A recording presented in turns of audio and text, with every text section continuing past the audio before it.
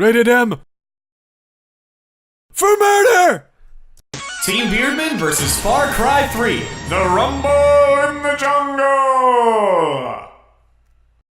Welcome to another episode of Here Comes the New Challenger. Now, for those of you guys who have not seen the first episode of Here Comes the New Challenger, a little annotation for you guys, but, little thing. For those of you who don't know what it is, this show essentially is a review show. It's not as comedic based. It's also not focusing on the ideals of 100% completing a game. It is simply my opinion and Greg's opinion of a journalistic approach to brand new games, whether they be indie or a AAA title from a major distributor. So guys, all bear jokes aside, let's go ahead and give it a shot.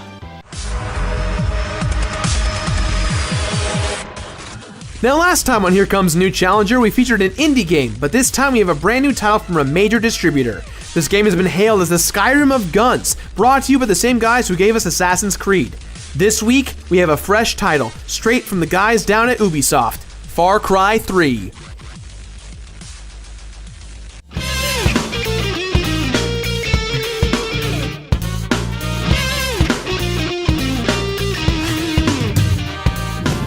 My first impression of Far Cry 3 is that it looks and feels just like every other FPS on the market, mixed with elements of the Uncharted series. Prior to Far Cry 3, we've had two previous installments in the Far Cry series, Far Cry and Far Cry 2. The first Far Cry features a somewhat unique story pitting the main character against mutated wildlife and mercenaries, both of which are exposed to drugs that stem from something labeled as Project Far Cry. Our protagonist must save his employer as well as uncover the mysteries of the island, a pretty cool concept overall. Far Cry 2 has little to no connection with the first, with a completely different set of characters in a different place altogether. The protagonist is a hired assassin with his crosshairs set on an infamous arms dealer on the African plains. Considering the lack of connection between these two titles, I have no idea what to expect from the story in Far Cry 3. The only thing I can tell that ties these three games together is the title and their environments.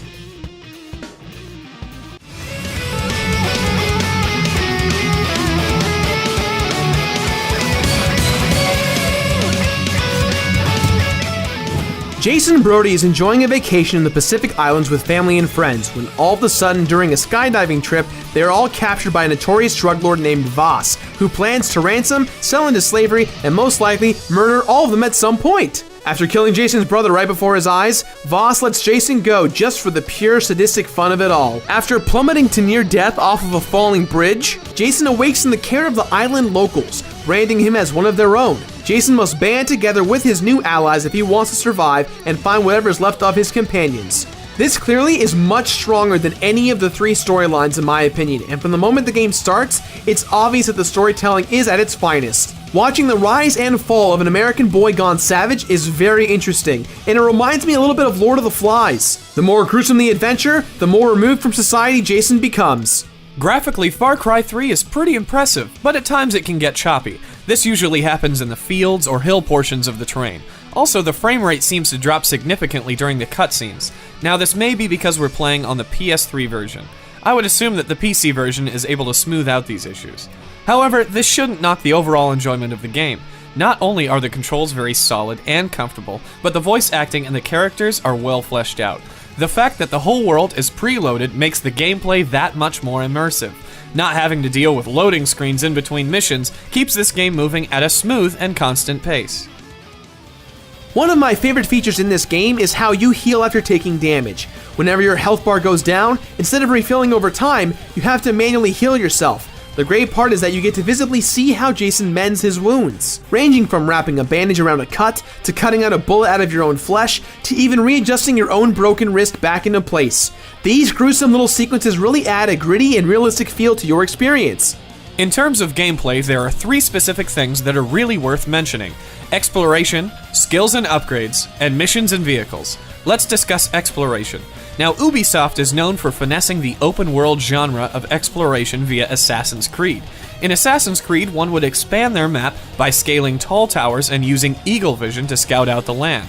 While Far Cry 3's world isn't nearly as expansive, the same element applies through the use of radio towers. It even uses a similar epic swoosh pan to display the surrounding area.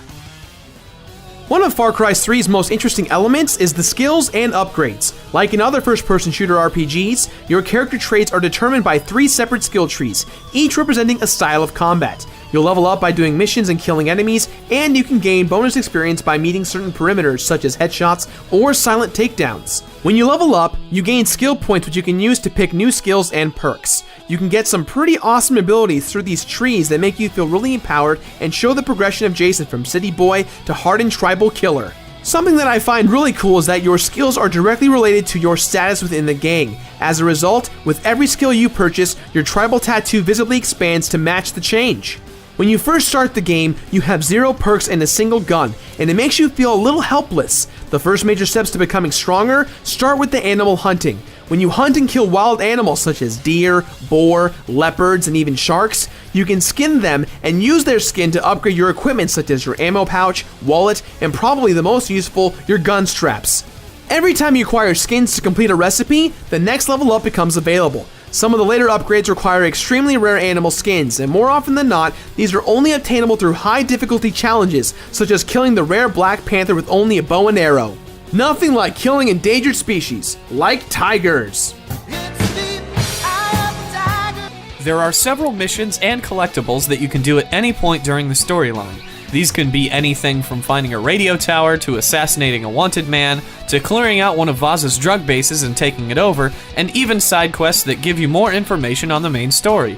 These missions are entertaining, rewarding, and definitely add hours of extra playtime. The vehicles, for the most part, are a great way to get around the island quickly. The hang glider and the wave runner are fun to use and get you where you want to go fast. I find that driving the motorcycle and the car can be a challenge and in some cases a total pain. The upside is that they both handle like real-life vehicles. Unfortunately, the downside is that they both handle like real-life vehicles. You drive in a first-person perspective, so the depth perception is a bit difficult to get used to. Aside from this, the slightest overturn can send you into a tree or rolling off a cliff. It gets easier once you get a feel for it, but you'll definitely feel out of control when you start.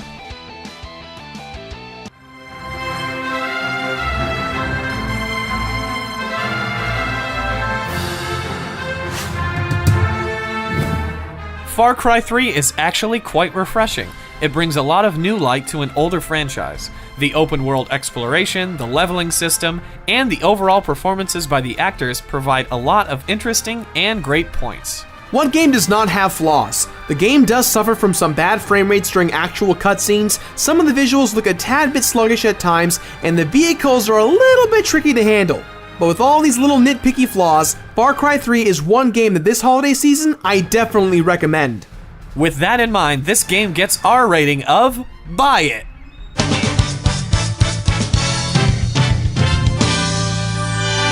Far Cry 3 will be available for purchase on the PS3, 360, and PC platforms on December 4th.